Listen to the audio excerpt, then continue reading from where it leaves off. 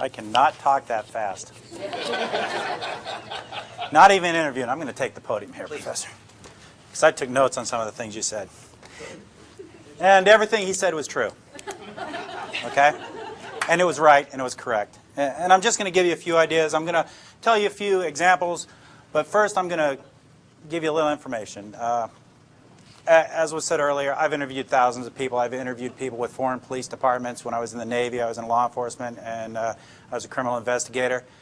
Thank God we're in the United States, because most interviews in Italy, Spain, and so forth start out physically. Okay? There's no police abuse over there. They can do pretty much what they want. Anytime they want, anyhow they want. So just be aware of that and be thankful for where you're at. Biggest question I was asked when I am a 3L. And there's some of my classmates in here. Best day is coming up, May 10th, when we get to leave. So those of you that are applying, and I told a couple of people this, you think it's hard getting into law school? Try getting out. Okay? A couple of things I was asked. How do I quit from getting speeding tickets? Very easy question. Quit speeding. Okay? But something Professor Dwayne brought up. Are any of you guilty of anything? How many of you drove here today? Anybody go above 55 on the interstate? Anybody drive at home and go above 55 on the interstate? Because if you stay... What are you raising your hands for? I told you, don't. I know. I remember, but I was doing it anyway. I did it intentionally. And there you go. And people are inherently honest, and that's their biggest downfall. Okay? They really are. Or they want to tell their story. And if you drive 55 on the interstate where it's 55, the only thing you're going to do is meet the person behind you, because they're going to rear end you and you're going to get run over. Okay? So that's a fact. But everybody does something that they can get in trouble for. I can follow as a police officer when I was in uniform. I could follow a car however long I needed to, and eventually they're going to do something illegal. And I can pull them over. And justifiably illegal to pull them over with. So just be aware of that. Don't think you're so innocent in such a thing. When you get stopped for a traffic ticket, everyone likes to be somewhat honest. And what's the first thing the police officer asks you? Do you know how fast you're going? If the speed limit's 35, you'll say, oh, 38, 40, because you want to be kind of honest even though you're doing 50. You just said 38, 40. You just admitted to breaking the law. You just confessed. So they can go to court with that, with a confession that you were exceeding the speed limit. Okay, so you need to think about those things, and when you do become defense attorneys, which I may, who knows, you need to think about those things for your clients. The other thing you need to think about your clients, and this is going to seem very terse, people are stupid. Your clients are stupid. And I've had defense attorneys come to me, matter of fact, one on a motion to suppress just Tuesday, come up to me and tell me his client was stupid. Okay? They're very straightforward. They do foolish things. They talk to the police. You guys need to be aware of that. Now, in my past, and it wasn't exaggerated, I have interviewed thousands of people. I've arrested and dealt with over 1,000 felonies. Well, actually, more than 1,000 felonies. Probably about 20, or about 1,000 felonies, 2,500 misdemeanors. 98% of them conviction rate. 80% of them I don't even have to go to court. Why? Because there's confessions. Because they confess. So these people have no problem. The hardened criminals have no problem talking to the police. People like to tell their story. And they'll sit in that room and think about it. You're picked up by the police. You're in a little room. There's one chair here. There's a desk. There's another chair. What's the thing you want the most right at that point? To get out of that room. To be out of that room. Think the police officer's shift is ending in 15 minutes. Does a police officer want to get out of that room? My overtime rate's $58 an hour. Do I want to get out of that room? I have no problem. I'll stay there for 10 hours. I'll take that $600. Okay, so I have no motivation to want to leave. You do, and that's how we get you to try to talk. I have my job. My job is to develop probable cause, develop a good case. A great case is a case with a confession. Get it to the Commonwealth's attorney so that they can prosecute the case with little, if any, effort. And the Commonwealth attorneys love those cases, the little and any effort, because they come with a stack of files that high in court every day. So they love those cases. That's my job. The defense attorney's job is to hope they get to their client before I do, and make sure they don't talk to me, no matter what. Give you an example, and this will go right along with what Professor Dwayne was putting up his examples. I had an interview that went something like this. Were you involved in the burglaries? No, I had nothing to do with them. You didn't have anything to do with them? No. You were in a car with all this stolen stuff in it? You had nothing to do about it? No. You knew it was there? Yeah. Okay, now we got possession of stolen property, felony. Okay? But you had nothing to do with it? No. So what did you need the money for? Well, I had to pay some of my court costs from another thing I got in trouble for. Oh, so he took the money from stealing the stuff. I have enough to charge him now with burglary. Simple as that. Well, did you see the picture on that camera of the house with the Christmas decorations? This is a real case scenario. Yeah, did you go in that house? No, I didn't go into that one. So there's ways around it. There's ways to get around people who try not to talk to you.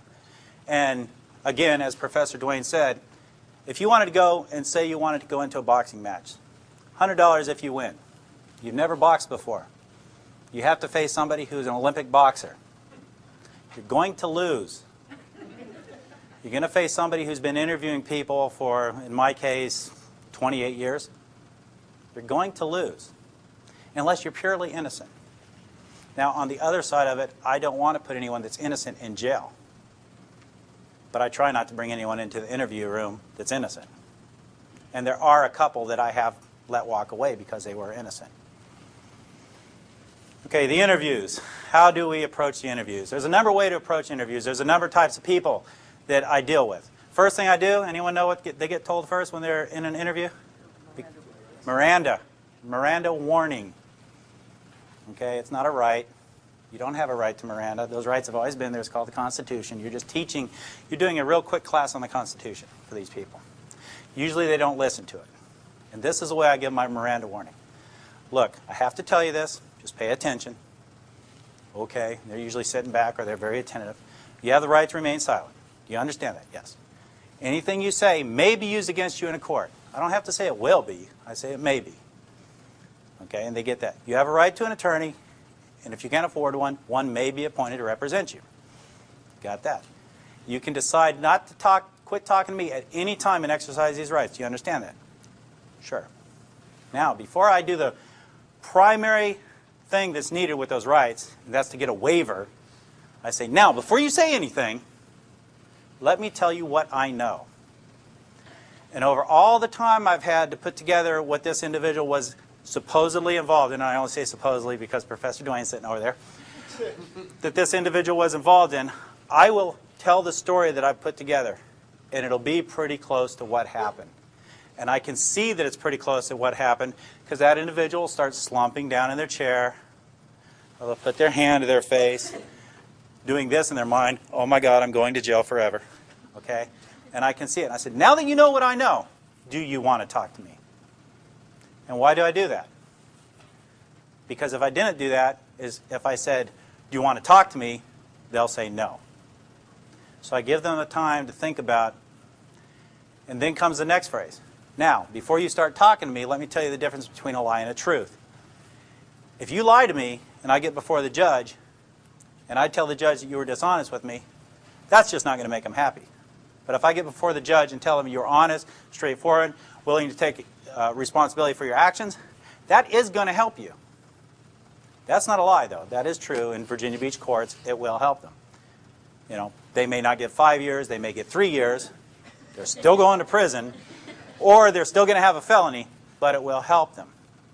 And then I have to determine what kind of person I have. And there's two types. There's the one, like I mentioned to you earlier, where I have to talk to them about different things, get into their own skin, as the word is, and try and get them to talk to me and discuss things. I had a sexual assault case. I had to talk to the guy how hot the woman was, and I understand where he was coming from. And when I said that, we were buds. And he started talking to me. And he's still sitting in prison. Okay? So you've got to get in there and you've got to go places. The other side is, I can't try and act like that individual acts. Okay? I can't try and act like what we call lovingly a hood rat. I can't try and act and talk like him. Because I'm an older white guy. We don't talk like that, and that would be an insult. And you can't insult people. It doesn't matter who they are. It doesn't matter where they grew up. It doesn't matter where they're from. You can't insult people like that. You have to be yourself. So you have to get into their mindset and the way they're thinking and have a discussion with them. The other type of person is the one that likes to tell a story. This young man, great man. I love him to death. He didn't go to jail because I went to bat for him, because I felt sorry for him. He was a newlywed. He was having money problems. Former Marine. I said, tell me what happened. And he told me this beautiful story about what happened. What he had done is he had sold a piece of equipment that his ex-employer had that he had stolen. He told me the beautiful story of what happened about him finding it on the side of the road and all that kind of stuff. And I didn't even question about him. After he finished his whole story, very unplausible but very beautiful story, I sat there and listened to it for 15 minutes. I looked at him and I said, you stole the stuff from your boss, didn't you? Yes, sir, I did. I had nothing. I really had nothing except the fact that he had sold it. So there's those types of people. And then the third type, the one who tries to be the hood, who tries to be the criminal, who cries like a baby when they walk into jail, but when they're on the street, they're as tough as rocks. You go in there with your paperwork, you sit down, and you just start doing paperwork. And usually I have a videotape sitting on top of it, just for measure, so they think I have a videotape. And you just sit there. Don't tell them Miranda. Just sit there and wait for them to start talking, because they will. They want to talk. People want to communicate. They hate silence. That's why when people speak, you hear, when they're talking, because they need to fill that void with something. People hate silence. So that's the other one. A couple tricks of the trade, and I'll share this with you for when you may go in an interview room. If you're going to be attorneys, it could happen. Videotapes are wonderful things. I use a tape recorder. How many of you think if you saw a tape recorder, that would make you not want to talk? Yeah. They talk, and this is how I do it. I bring the tape recorder and say, look, I'm going to use this recorder because my writing's terrible. I can't read it if I write it down, so I'm going to use this. Is that all right with you? Don't have to ask them that. Is that all right? Yeah, no problem. So I turn it on. And they watch the tape recorder. And if I have a problem with the interview, I'll say, I want to talk to you for a second, just off the record. Everyone here off the record? It's like a unicorn. No such thing. I pick up the tape recorder. If I borrow this, I pick up the tape recorder and I go click and turn it off and set it right in front of them. And they look at the tape to make sure it's not turning. Interview rooms have microphones in them and video cameras, and everything that happens in there is recorded. My tape means nothing because I'm recording it anyways. And then I start talking to them quietly, and they start telling me stuff. And they do something like that, except it's crying. It's more crying. So that's another way. So you see how there's an unlevel playing field here. Even with the most educated individual, there's an unlevel playing field. If you talk to the police, everything's going to be written down. If you get pulled over for a ticket, they give you the ticket, and you pull off. You ever see the cop pull off right after you? Usually not. That's because on the back of their ticket, they're writing down everything you said. And it's going to come into court if you go to court. Everything that's said, I write down. Every phone call I make has to have a listening device on it. Is that illegal? How many parties need to know that a phone conversation in Virginia is being recorded? One. Me. I knew it was recorded. I get many, many confessions over the phone.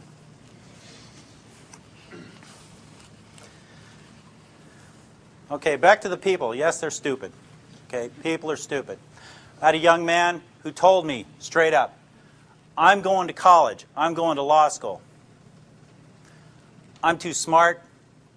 You'll never find out what happened. Okay.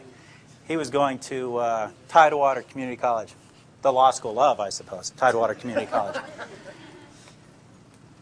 He was the partner to the one who I told you the interview about just a little while ago, where I would ask him what he needed the money for. He was his partner. And he was very smart. So he thought. He thought he was a very intelligent individual. I ended up arresting him 5 times out of his house. His mother hated me. She liked me the first time. She apologized. She didn't really like me much the second time. It got to the point where she really hated me after that. He's doing 8 years upstate. He's very smart because he decided to tell me how smart he was. And in telling me how smart he was, he let it slip that he doesn't sell stolen stuff to pawn shops. He sells it to flea markets because they do not have to report to the state. I know how to drive to a flea market just as good as anyone else and go look for stuff that I'm looking for. So he was trying to impress me with his ability to be smarter than I was, and he confessed. So people are inherently stupid, especially criminals. Now, and don't get me wrong, there are some very intelligent criminals out there, and most of them work in really big office buildings and wear suits.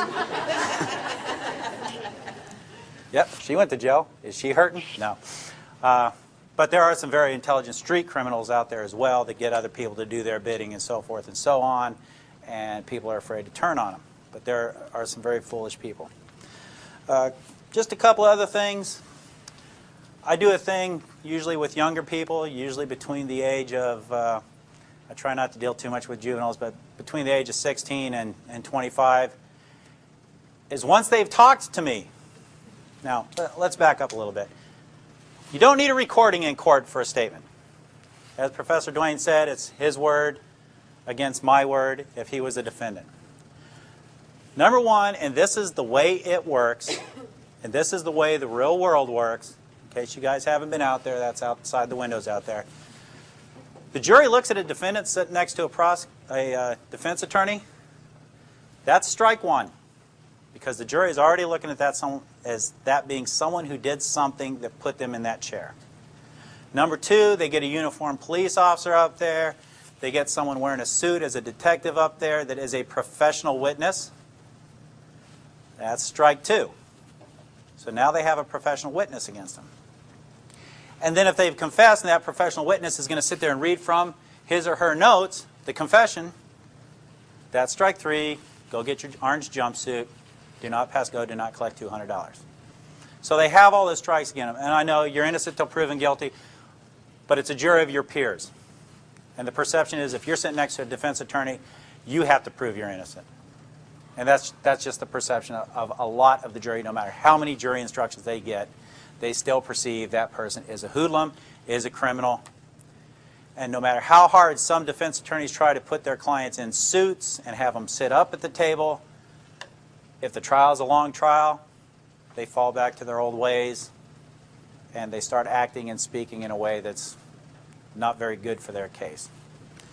So saying that, you don't have to have a recording. My suppression hearing, a statement was trying to be suppressed because when I record a confession or an interview, because we don't do interrogations, the police. We do not do interrogations.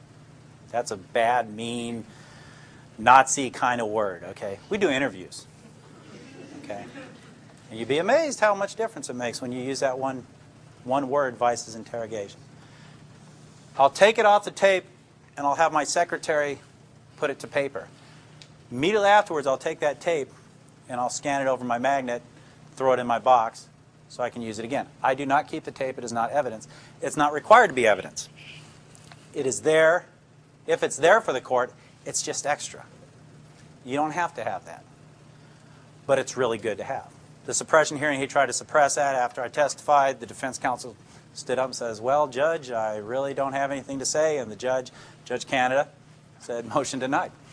And let's move on and go to court. So you don't have to have recordings. You don't have to have videotapes. The police videotapes, that's just extra. If you got that police officer sitting there testifying, you don't have to have that videotape. You got the guy that was right there to tell you what happened. But it's always nice to have those extra things. And what I do for these young people is I'll say, look, the person who you broke into their house are very upset. They're very angry because you sold their stuff to the pawn shop. Pawn shop stuff, sold them. They don't get their stuff back. They're very angry. They want you to go to prison. Okay? They may be very angry. They want you to go to prison. They may want to. To lessen that, that's the start of what's commonly known as a lie, because we are allowed to lie in interviews. To lessen that, you might want to make them happy. And the reason that's a lie is because when it is a felony in Commonwealth of Virginia, The victim has nothing to do with the prosecution or how long the people go to prison or any of that kind of stuff. We're prosecuting them, not the victim. But to lessen that, what I'd like you to do is write an apology letter to the person whose house you broke into. Just write it out. Well, how do I write it? In your own words. Just write, I'm sorry for what I did. Then say that, when I broke into your house the other night, whatever. They write it out. They sign it. I sign it as a witness. I put the date and the time that it was written.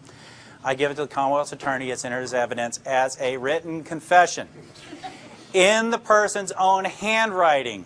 I don't type it up again and have them sign it. In their handwriting, a written confession. Is that person going to get convicted? I have never seen them not get convicted on that, on an apology letter. So, in support of Professor Duane, everything he says is right. That's what I do. Now, to take away the support, I don't try and send innocent people to jail. That's it. That's all I have. Any questions or anything like that? Sir?